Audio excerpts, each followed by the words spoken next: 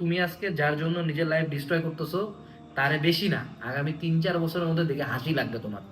তোমার যেমন হাসি লাগবে তারও হাসি লাগবে। এই যে যার প্রতি এত ঘৃণা রাগ ফিল করার টাইমই পাবা না। যখন দরজা দিয়ে অভাব, দায়িত্ব, রিয়ালিটি এগুলো ঢুকবে, তখন জানালা দিয়ে ফিলিংস পালায় যাবে। এখন নিজেকে একটা বয়স্ক চাচা মনে হয়, যারা ভাই এইসব দেখে হাসি লাগে। যেমন বুড়া বেটারা দেখে হাসে না, এ কি করতেছে। এখন আমি বুঝি আমার বাপ মা কেন এইসব দেখে হাসতো, এইসব কেন সিরিয়াসলি নিত না। কারণ জানতো এগুলোর কোনো আলটিমেটলি ফিউচার নাই। দুনিয়াটা তাহসান মিথিলার বিয়া না, তাহসান মিথিলারও বিয়া টেকে নেয়, ঠিক আছে?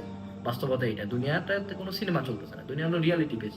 এবং ভেরি সুন তোমরা এটা রিয়েলাইজ করো। সে অ্যাজ এ বড় ভাই সর্বশেষ সাজেশন হইলো, don't waste your time, effort, energy, career, education, physical strength, mental strength for any one.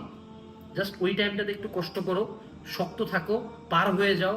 বেশি না, যে কোনো ব্রেকআপ 6 মাসের মধ্যে রিকভারি পসিবল, 6 মাস ম্যাক্স রিকভার করে যাও। তুমি অ্যাট সাম পয়েন্ট নিজেকে ধন্যবাদ দিবা এইটুকুর জন্য যে অ্যাটলিস্ট ওই সময় তুমি ডিরেইলড হও নাই। আমার অসংখ্য ফ্রেন্ডকে চিনি, এমন একটা ফ্রেন্ড আছে যে ফ্রেন্ড তার তৎকালীন গার্লফ্রেন্ডের জন্য কোনো একটা জেলায় বড় একটা পাবলিক ভার্সিটিতে চান্স পেয়েছিল, সে গেল না। আমরা অনুরোধ করলাম, তার মা বললো, আমরা বললাম, কোনো কথা শুনলো না। সে অন্য একটা জেলায় যা করলো, কারণ তার গার্লফ্রেন্ড পরে। আইস সেই মাইয়ার বাচ্চা হয়েছে, প্রায় 1 বছর হয়ে গেল। বন্ধু আমার এখনো বেকার, চাকরি খুঁজে বেড়াইতেছে। এই হলো দুনিয়ার বাস্তবতা, বিশেষ করে পুরুষ মানুষের জন্য। So don't waste your time, don't waste your career. এগুলা ওয়াক্ত গুজার জায়গা। আসসালামু আলাইকুম, টাটা।